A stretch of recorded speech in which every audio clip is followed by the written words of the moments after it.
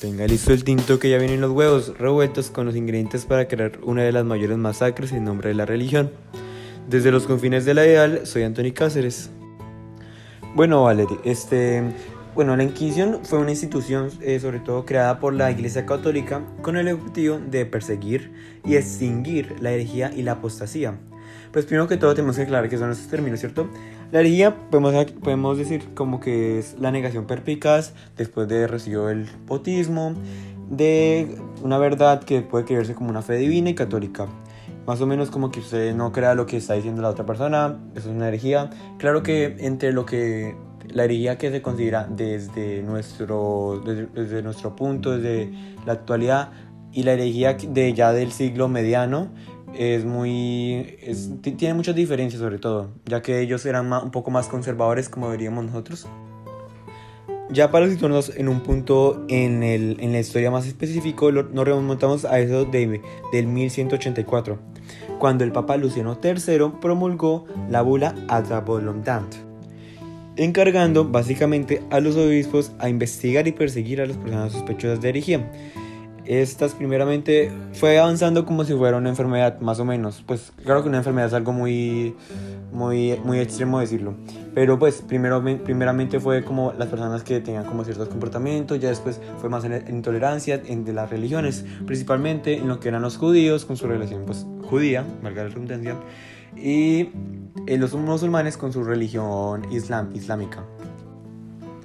Bueno, el propósito inicial podemos decir que era combatir pues la herejía, básicamente, ¿cierto? Ya lo sabemos.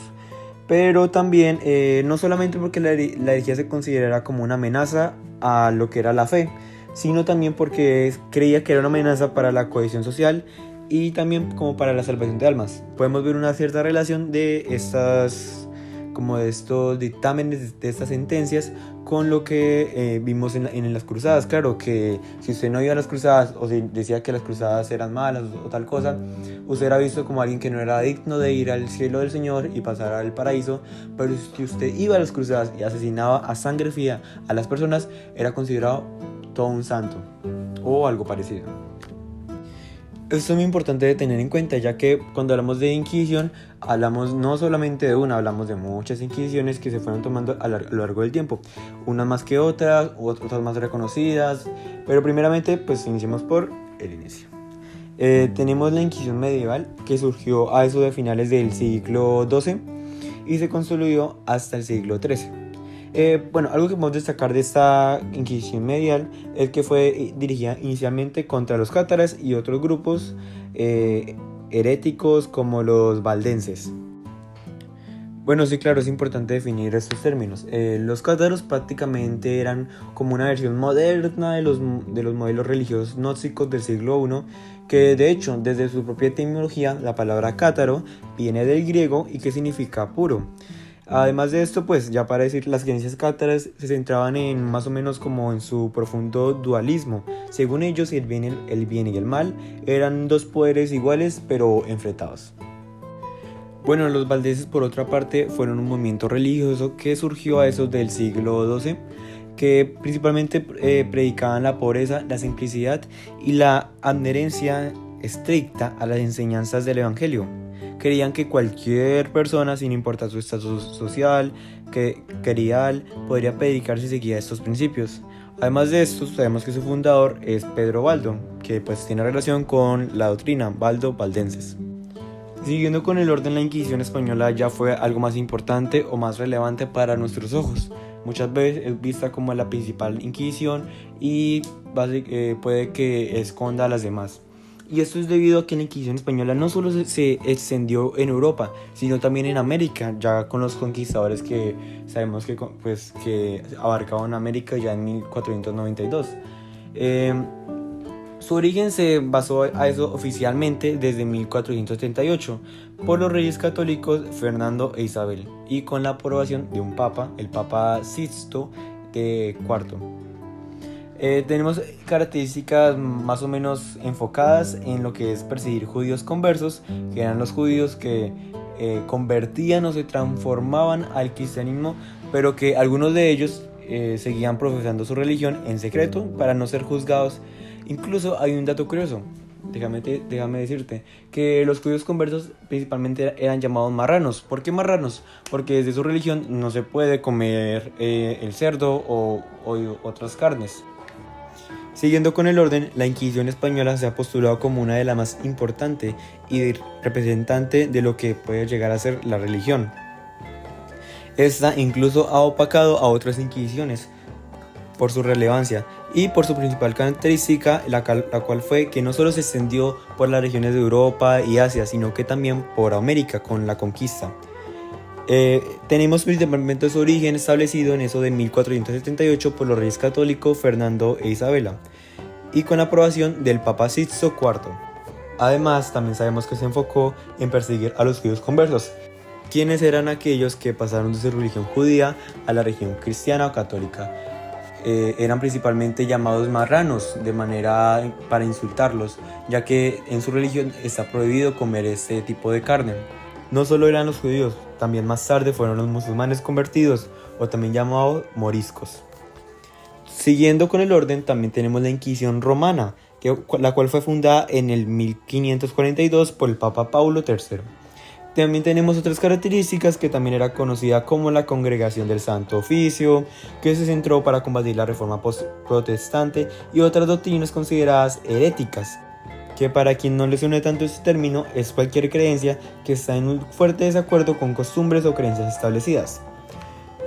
Sí, claro, es destacable que para obtener estas confesiones en los manuales de los inquisidores era legal o era atribuido tener torturas que podían dar lugar a falsas atribuciones, pues el torturado está dispuesto a confesar o delatar a otras personas.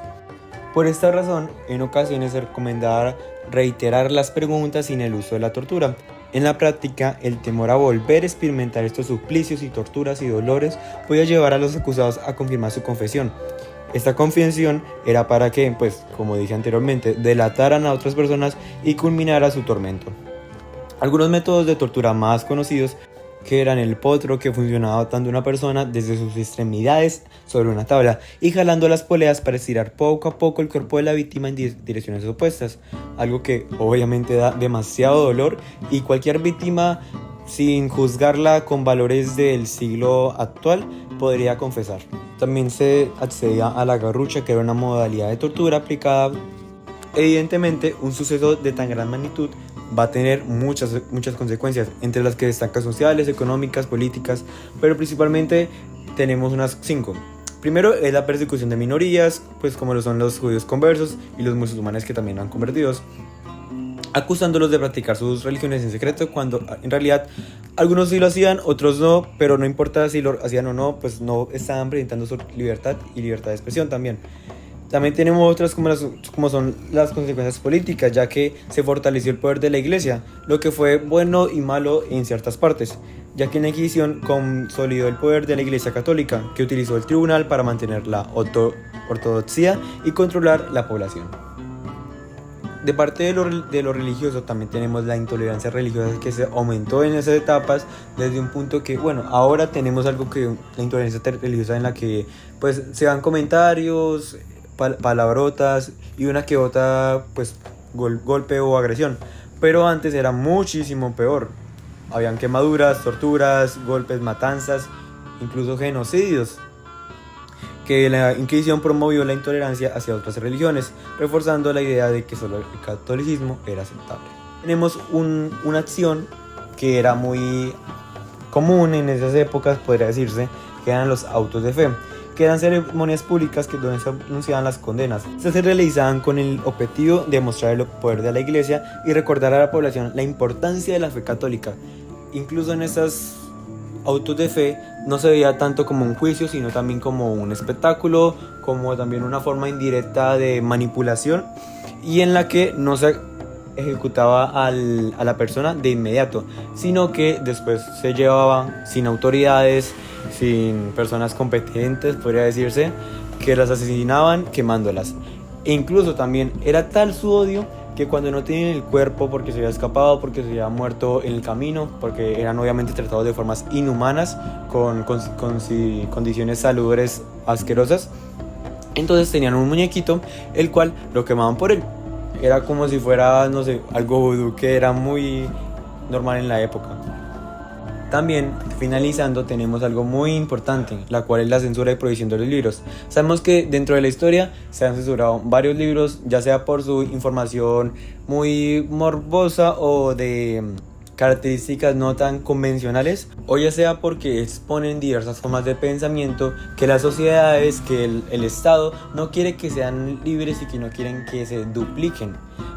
Tenemos varios ejemplos de libros que se han prohibido, como lo son 120 días de Sodoma, Un mundo feliz, pero principalmente pues sabemos que los libros que se van a prohibir son los sagrados o religiosos de estas religiones. Tenemos por ejemplo en el Islam el Corán y en el judaísmo tenemos la Torá. Continuando con este podcast, vamos a darle la palabra a mi compañera Valerie, que va a hablar sobre las 8 cruzadas. Ahora sí, Valerie, cuéntanos un poco qué fueron las cruzadas. Bueno, para responder esa pregunta vamos a iniciar introduciendo el tema de qué son las cruzadas. Fueron expediciones militares que se proponían tomar Jerusalén y recuperar para la cristiandad los lugares sagrados que habían caído en manos de los turcos. Se les llamó así por la cruz que llevaban los guerreros bordada en sus pechos. Se realizaron en total 8 cruzadas entre el año 1095 y 1291. La primera cruzada fue la base para que los europeos le dieran paso a la hipótesis que el día del juicio final estaban por llegar. Eran temerosos de Dios. Verdaderas multitudes de hombres, mujeres, niños respondieron al llamado del Papa Urbano II, quien en noviembre de 1095 convocó a los cristianos a liberar Jerusalén. Pero esta primera cruzada se llamó popular. Fue un fracaso y la mayoría de sus integrantes fueron masacrados sin poder acercarse a la Tierra Santa. El Papa Urbano sembró más miedo a las personas para lograr conseguir sus propios objetivos. Vaya para la cocina y échele queso al tinto, que lo que está por venir se pone cada vez mejor. La Segunda Cruzada, por su parte, fue una campaña militar organizada por el Papa y los nobles europeos para reconquistar la ciudad Edesa, en Mesopotamia, que había caído en 1144 en manos de los turcos selyúcidas, a pesar de la intervención de un ejército de 60.000 hombres y de la presencia de 2 reyes europeos. La cruzada no tuvo éxito en Levante y originó transiciones adicionales entre el Imperio bizantino y Occidente, que fue la base para fomentar la Tercera Cruzada. Por su parte, la Tercera Cruzada estuvo en algunas victorias, en particular la toma de Acre y la batalla de Arsuf.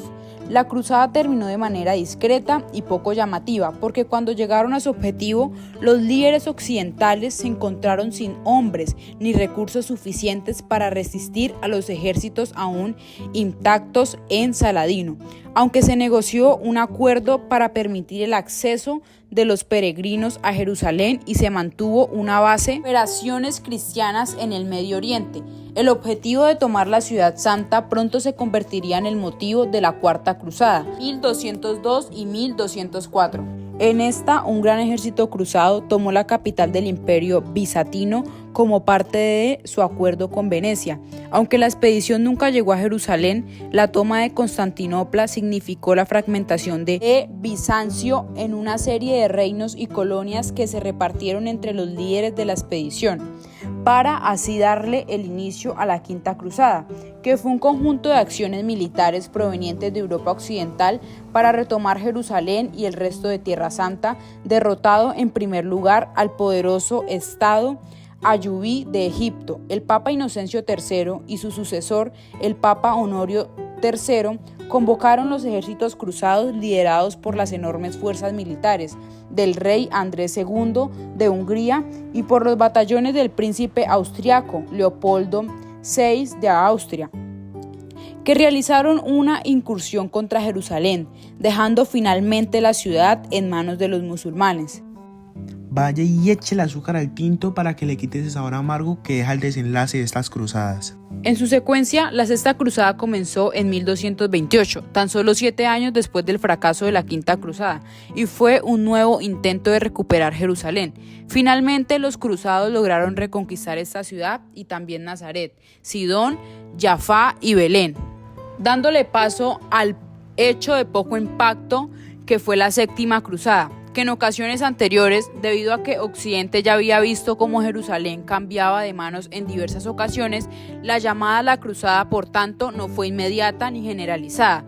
Los monarcas europeos estaban ocupados en sus asuntos internos, como por ejemplo Enrique III de Inglaterra, que luchaba contra las rebeliones de los escoceses, y la rey Bela IV de Hungría, quien intentaba mantener el orden y reconstituir su reino, casi desde las cenizas, después de la trágica y devastadora invasión monóloga de 1241, y solamente el rey Francia, Luis IX, San Luis, declaró su intención de tomar la cruz en diciembre de 1244, llegando por fin al final de esta lucha inalcanzable por la fe y la religión. La octava cruzada también fue la fallida campaña militar que el rey francés Luis IX llevó a cabo en Túnez entre 1264 y 1269.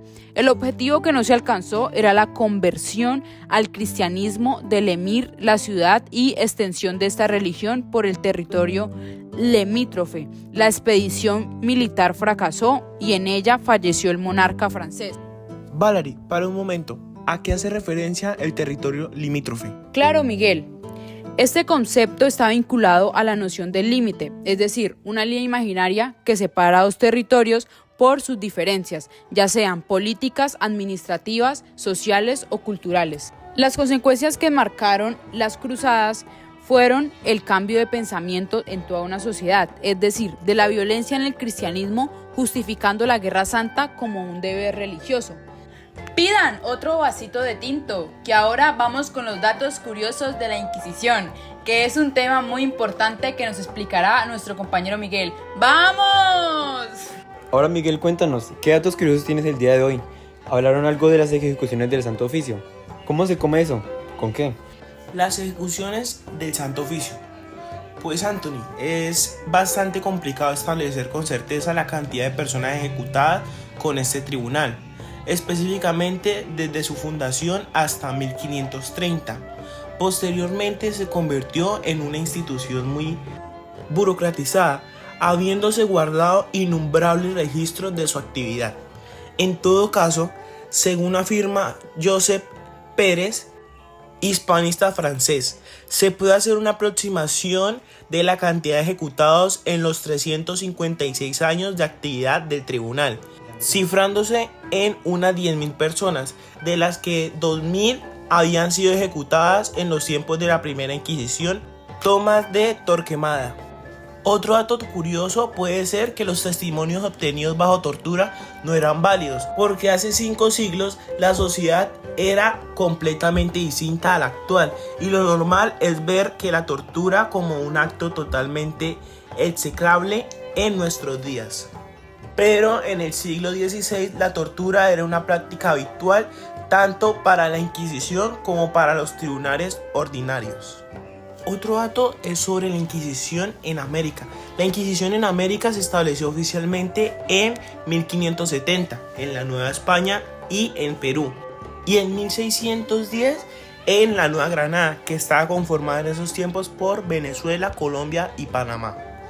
Por aquel entonces la relajación espiritual era habitual y muchos españoles solían tener una mujer en España esperando y otra en América para sustituir las necesidades que se generaban.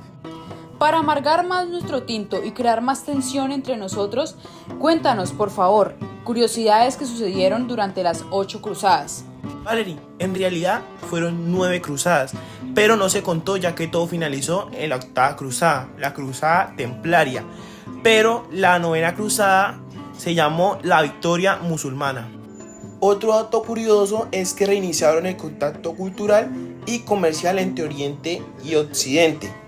Esto colocó en una posición de mucho poder e influencia a las ciudades portuarias y comerciales de Italia como Génova y Venecia. Aunque las cruzadas y la Inquisición pertenecen al pasado, sus ecos resuenan en nuestro mundo actual. La historia de estos eventos nos recuerda la importancia de la tolerancia, la libertad de pensamiento y la necesidad de aprender de errores para no repetirlos.